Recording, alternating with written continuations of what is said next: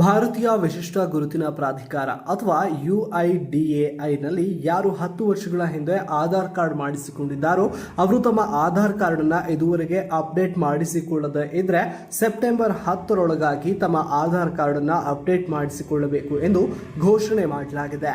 Aadhaar card ಅನ್ನು update ಮಾಡಲು ಬಳಕೆದಾರರು ತಮ್ಮ ID ಕಾರ್ಡ್, ಗುರುತಿಗೆ ಖಚಿತವಾಗುವಂತಹ ಕಾರ್ಡ್ಗಳಾದಂತಹ ವೋಟರ್ ID, ರೇಷನ್ ಕಾರ್ಡ್ ಮುಂತಾದವುಗಳನ್ನು ಹೊಂದಿರಬೇಕು ಹಾಗೂ ವಿಳಾಸದ ಮಾಹಿತಿ ನೀಡುವ ದಾಖಲೆಗಳನ್ನು ನೀಡಿ ಆಧಾರ್ ಕಾರ್ಡ್ ಅನ್ನು ಅಪ್ಡೇಟ್ ಮಾಡಿಸಿಕೊಳ್ಳಬೇಕಾಗಿರುತ್ತೆ. ಇನ್ನು ಆಧಾರ್ ಕಾರ್ಡ್ನಲ್ಲಿರುವ ಎಲ್ಲ ವಿವರಗಳು ಸ್ಪಷ್ಟವಾಗಿ ಅಪ್ಡೇಟ್ ಆಗಿರೋದನ್ನು ಖಚಿತಪಡಿಸಿಕೊಳ್ಳಲು UIDAI ಸೆಪ್ಟೆಂಬರ್ 14ರ ಒಳಗೆ ಗಡುವು ನೀಡಿದ್ದು, ಆ ಗಡುವಿನ ಮೊದಲೇ ನೀವು ನಿಮ್ಮ ಆಧಾರ್ ಕಾರ್ಡ್ ಅನ್ನು ಅಪ್ಡೇಟ್ ಮಾಡಬೇಕಿರುತ್ತೆ. ಇಲ್ಲದೆ ಹೋದರೆ ನಂತರ ನಿಮ್ಮ ಆಧಾರ್ ಕಾರ್ಡ್ನಲ್ಲಿ ಯಾವುದೇ ಬದಲಾವಣೆ ಮಾಡಬೇಕಾದ್ರೂ ನೀವು ₹50 ದಂಡವನ್ನು ಪಾವತಿಸಬೇಕಿರುತ್ತೆ.